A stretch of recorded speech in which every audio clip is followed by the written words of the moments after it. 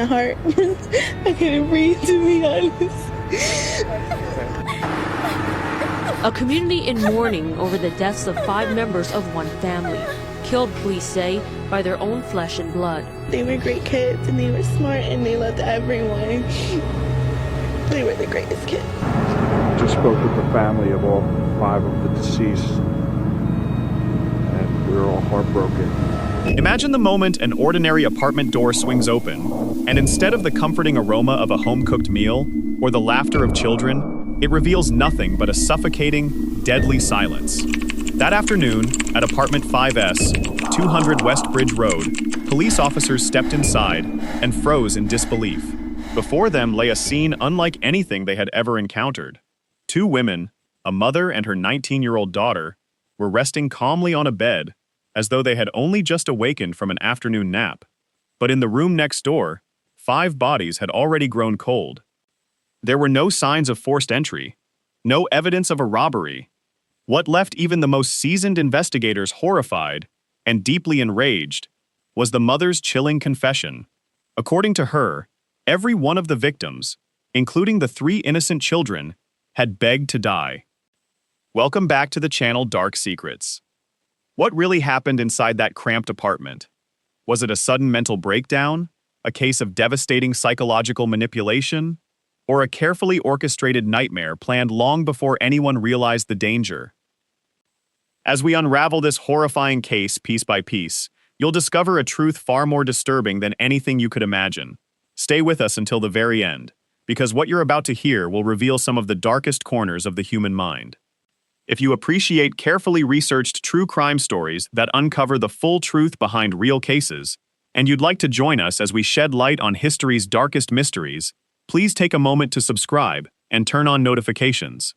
Your support means everything to us and allows us to continue creating deeper, higher-quality documentaries with every new upload. Now, let's return to the case. Before paranoia and delusion consumed everything, these 5 victims were ordinary people with hopes, dreams, and futures. There was Naira Smith, a 25-year-old woman, counting down the days until she would walk down the aisle in her wedding dress. She had built an independent life and had a bright future ahead of her. She had returned to that apartment only 1 month earlier, answering the call of family. She should have been choosing wedding invitations, not sending isolated messages about the pearly gates from behind a closed door. Then there was Jamila Campbell, a devoted mother who traveled a long distance with her 9-year-old twin daughters, Imani and Erica, believing her younger sister desperately needed help. Those bright, cheerful girls, along with young Damon Jr., the boy whose smile greeted his principal every morning, had their futures stolen by the very relatives they trusted most. They were never just names in a crime report. They were lives, precious, irreplaceable lives, extinguished with unimaginable cruelty. Before we continue, I'd like to ask you a question. In your opinion, what is the most terrifying aspect of this tragedy? A. The terrifying power of psychological manipulation and extreme delusion, capable of turning a family's love into a weapon of destruction. B. The failures and blind spots within the social support system that allowed silent cries for help to go unnoticed. Leave your answer by commenting A or B below this video. We'd love to hear your thoughts. The brutal silence behind the broken door on that day took the lives of 5 people. But what quietly prepared the ground for that tragedy was a long chain of suffocating days, where darkness seemed to consume the final fragments of reason that remained. To understand how a mother and a daughter could bring themselves to take the lives of their own family members, we must travel back in time, passing through that narrow doorway to look inside the basement apartment at Robert Morris on West Bridge Street. That place was not merely a living space anymore. It had transformed into a massive psychological pressure cooker, an invisible trap created by trust, manipulation, and distorted beliefs. Imagine a cramped basement apartment, originally designed for only a small family, but over time forced to carry the weight of 8 people living under the same roof. When Jamila traveled a long distance with her 9-year-old twins to stay with her sister Shayna, and when her eldest daughter Naira returned because she was worried about her mother, the space immediately became suffocating. 8 people, 8 breaths, 8 different rhythms of life constantly colliding inside 4 narrow brick walls. At first, it may have seemed like nothing more than relatives helping one another through difficult circumstances. an unconditional act of family support in the truest sense. But as time passed, the physical confinement began compressing the emotional atmosphere as well, turning every corner of the apartment into a place filled with tension, fear, and psychological pressure. At the center of this suffocating environment was Shayna Decree, a woman who became the absolute gravitational force controlling the emotional and mental orbit of everyone inside the home. Shayna was not simply a mother. She became the center of power. She decided what was right and wrong, what was real, and what was an illusion in the eyes of her children. Her influence was especially powerful over her 19-year-old daughter Dominique. Their relationship was not simply that of a mother and child. It had become an abnormal psychological dependency, a toxic bond so intense that Dominique appeared to lose her own separate identity. The daughter acted almost like a reflection of her mother, an extension of her will, carrying out even the most distorted ideas that came from Shayna's mind. It is important to remember that Dominique had undergone mental health treatment since she was only 5 years old. From the beginning, this household was never built upon a stable psychological foundation. It was more like a fragile structure, standing before a storm, a place where one deeply wounded mind had placed complete trust in another mind that was gradually collapsing under the weight of paranoia and delusion. As 2019 began, Shayna's mental instability entered a new and far more dangerous stage, one defined by complete isolation from the outside world. She began carrying out a quiet but extremely methodical plan to withdraw herself and everyone around her from society. Look closely at how she severed the children's connections with the outside world.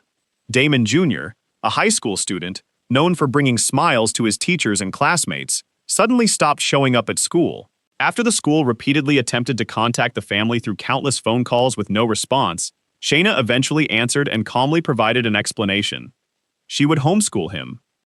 Pause for a moment and consider the horrifying contradiction of that situation. Inside a cramped, poorly lit basement apartment, where 8 people were struggling to live together in a confined space, this mother claimed she was creating the perfect educational environment for her child. But in reality, this was not education.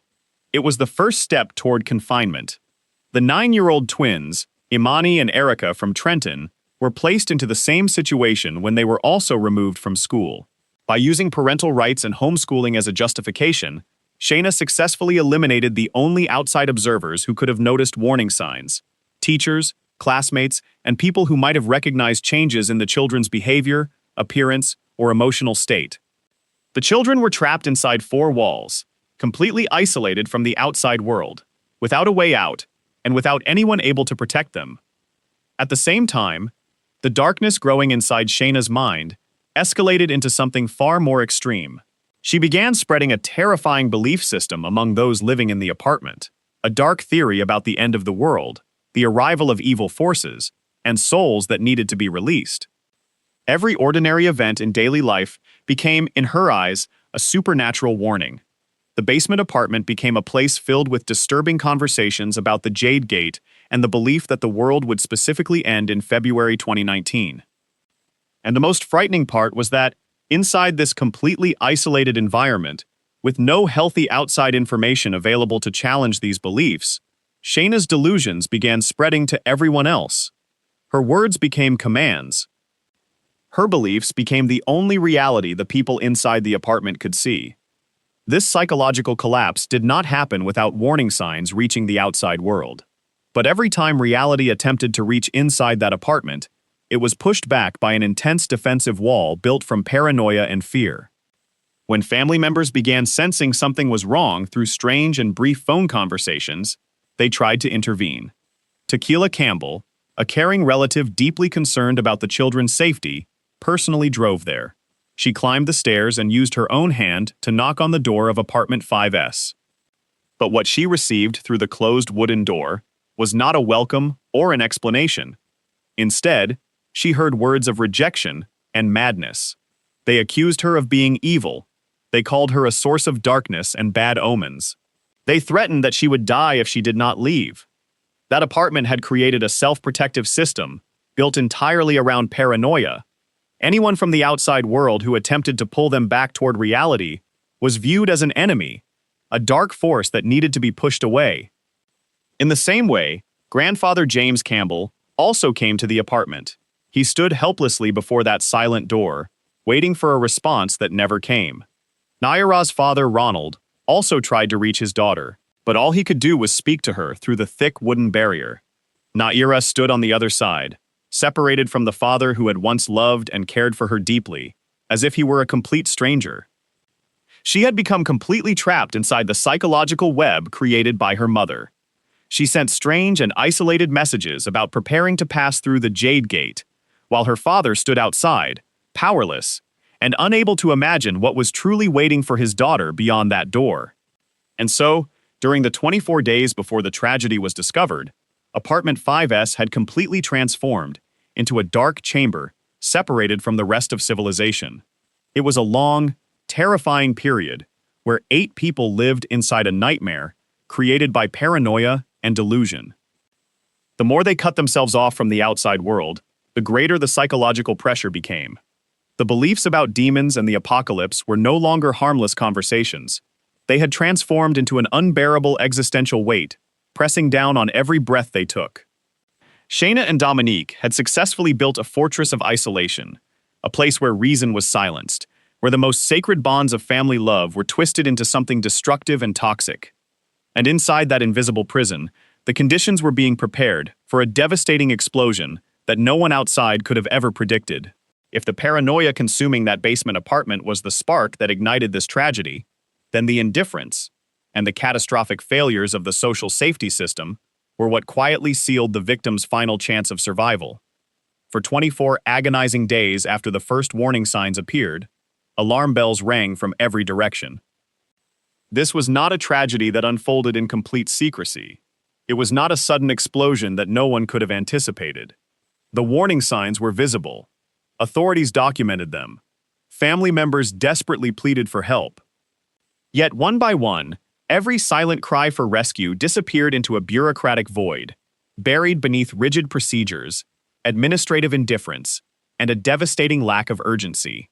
To understand just how badly the system failed, we need to examine those 24 days as a whole. On the very first day of February, Damon Jr.'s school noticed something was wrong. A cheerful, well-behaved student who rarely missed class had suddenly disappeared without explanation. Teachers repeatedly called home. Again and again, the phone rang unanswered. Eventually, school administrators finally reached Shayna. Her explanation was remarkably simple. She would be homeschooling her son. What is perhaps most disturbing is how easily that answer was accepted. No thorough verification. No immediate welfare check. No meaningful effort to determine whether a family already known to social services was actually providing a safe environment for its children. Meanwhile, the concern outside the apartment continued to grow. The children's relatives, Nadira's fiancé, parents, grandparents, extended family members, they called every agency they could think of. They knocked on the apartment door.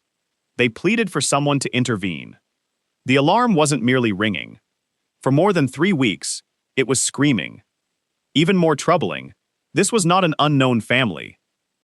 Before any of these events unfolded, the Bucks County Children and Youth Social Services Agency already had an active case involving Shayna's household. On paper, those children were already under the protection of the system. Their home had been identified as one requiring continued monitoring because of potential risks. But a file sitting in a cabinet cannot protect a child. Somewhere along the way, oversight became paperwork.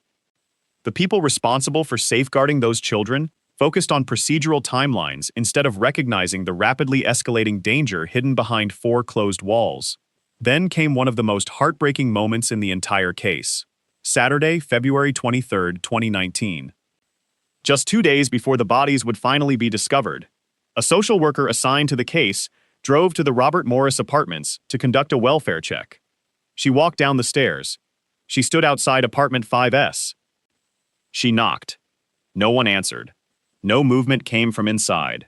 Faced with a high-risk household that had completely cut off contact with schools, relatives, and much of the outside world for weeks, what happened next? She took out a business card, carefully wedged it into the apartment door.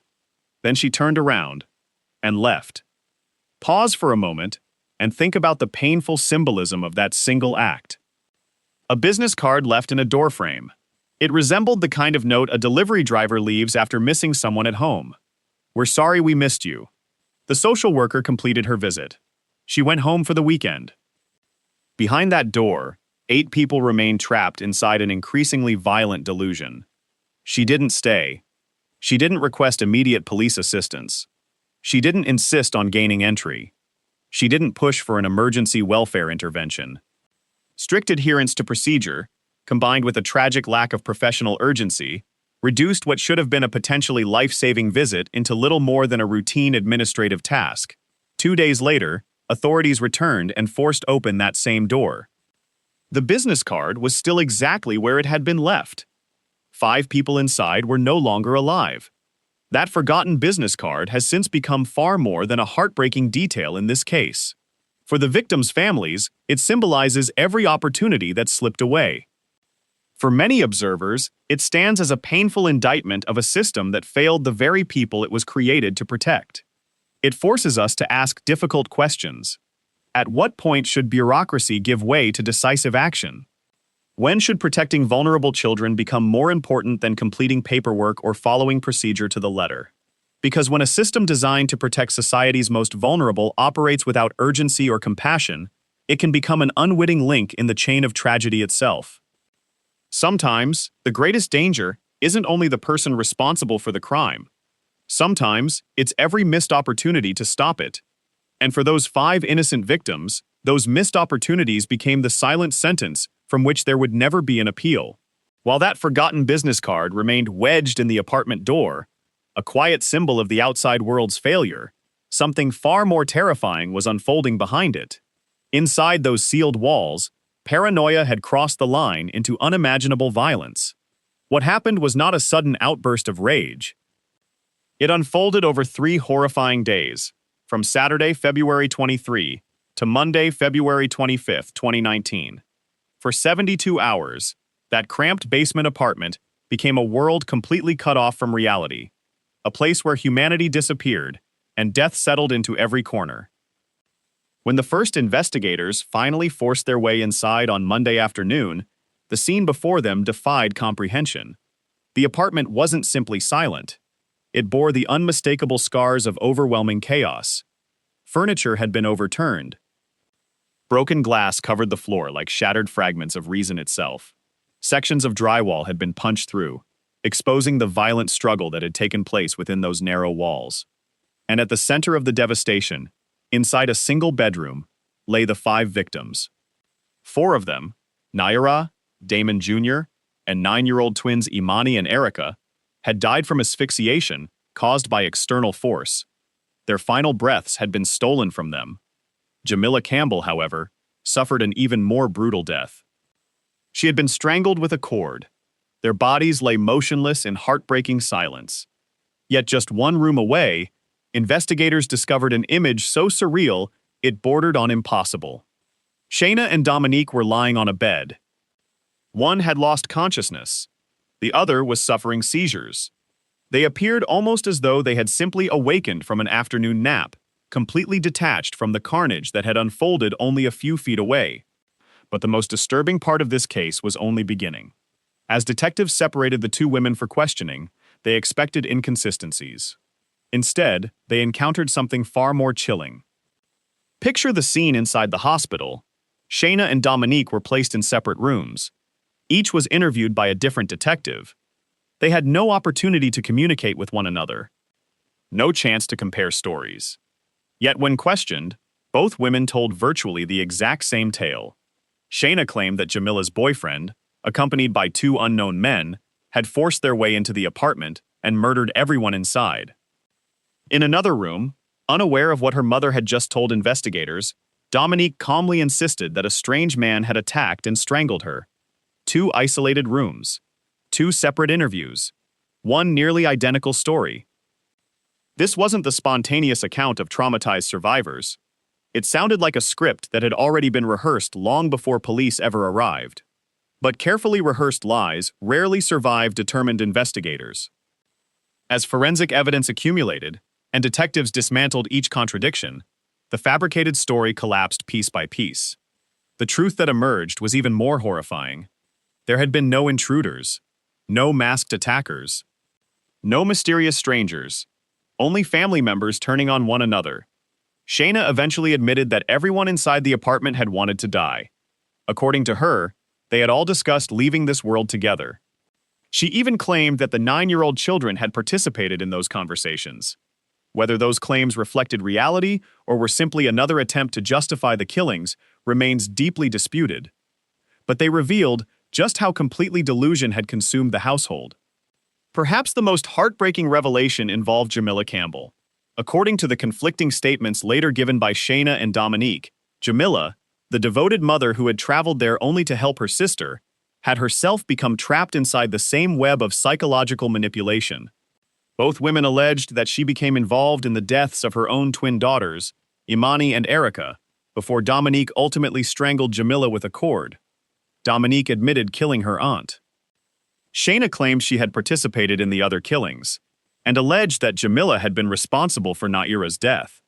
The details of their confessions differed. Each attempted to shift blame onto the other. But both accounts pointed toward the same horrifying reality. Within those walls, love had been twisted into obedience. Trust had become a weapon. Family loyalty had been transformed into the very force that destroyed the family itself. Those 3 days were not simply the end of 5 innocent lives. They marked the complete collapse of humanity inside a small basement apartment, where paranoia, manipulation, and shared delusion erased every boundary between love and murder. After the chaos finally came to an end, and the horrifying truths hidden behind the door of apartment 5S were brought into the light, the justice system quickly stepped in to provide answers for the tragedy that had shocked the nation. 18 months after the 5 bodies were discovered, on September 28, 2020, Shayna Decree and Dominique Decree entered a courtroom in Doylestown to face the consequences of their actions. Court-appointed psychological evaluations confirmed that both women suffered from schizotypal personality disorder, severe depression, and post-traumatic stress disorder. Shayna had fallen too deeply into her disturbing delusions about the apocalypse and dark supernatural forces. Standing before the court, both women received the final judgment: guilty, but mentally ill. Facing 5 counts of first-degree murder and 1 count of criminal conspiracy to commit murder for each defendant, the Bucks County Court of Common Pleas sentenced Shayna and Dominique to 5 consecutive life sentences. This meant they would never have the possibility of parole. They would spend the rest of their lives behind prison walls, paying the price for the unimaginable acts they committed. During their final moments in court, tearful apologies were spoken. Shayna, overcome with emotion, said that the hardest part for her was deciding who she should apologize to first. Meanwhile, Dominique broke down in tears and claimed that she truly did not understand why everything had happened. But standing before those late expressions of regret, Judge Bateman delivered a painful yet undeniable truth. Remorse and apologies could not bring the victims back. No words could erase a wound this deep and allow everyone to simply move forward as if nothing had happened. However, the court's decision and the life sentences handed down would never represent the true ending of the pain left behind by this case. The deepest tragedy existed in the permanent scars carved into the hearts of those who survived outside those 4 walls. Look at Damon Decree Sr., the father and former husband who lost everything in a single afternoon. On that same day, he lost his beloved son, Damon Jr., forever, while his daughter Dominique entered prison with a life sentence. The overwhelming grief, combined with the crushing guilt that he had failed in the ultimate responsibility of a father, protecting his children, pushed him toward the devastating decision to attempt to take his own life. We also cannot forget the image of Ronald, Naira's father, who was unable to endure attending the sentencing hearing. The letter he sent to the court was filled with heartbreaking words about a beautiful wedding that should have happened, a wedding dress that would never be worn, and the cruelty of family members who stole his daughter's bright future. Perhaps the most painful story belongs to Joshua Campbell, Jamila's only son who was not inside the apartment on that terrible day. The teenager survived not because he had been warned or knew about the danger, but simply because of a small argument that led him to temporarily move out and stay with a friend just days earlier. A spontaneous decision made during youth saved his life. But at the same time, it left him carrying a lifelong psychological burden, a question that may never have an answer. If he had stayed, could the tragedy have been prevented? Shayna and Dominique will spend the rest of their lives in the darkness of prison, and the legal record of the 200 West Bridge Street case has officially been closed. But the lessons and the pain left behind by this tragedy remain as powerful reminders. This case teaches us about the fragile line between love and toxic manipulation. It reminds us of the importance of speaking up and taking decisive action when warning signs appear within our communities. True family love should never demand unreasonable sacrifices or require someone to completely withdraw from the world around them. Today, as this story is retold, the most important thing is not the curiosity surrounding the crime or the disturbing details of those responsible. It is about keeping the memory of the 5 victims alive with dignity and compassion. Let us remember their names with respect for the lives that were taken far too soon: Naira Smith, Jamila Campbell, Damon Decree Jr., Imani Allen, and Erica Allen. They deserve to be remembered for their smiles, their dreams, and the love they brought into this world, not simply as victims of a heartbreaking tragedy. If this story has touched your heart and encouraged deeper reflection about community responsibility and the safety of children around us, please share this video so that the stories of Naira, Damon, Jamila, and the 2 young twins can continue to reach more people. Don't forget to share your thoughts in the comments below and subscribe to the channel to continue joining us on future journeys uncovering the deeper truths behind real stories.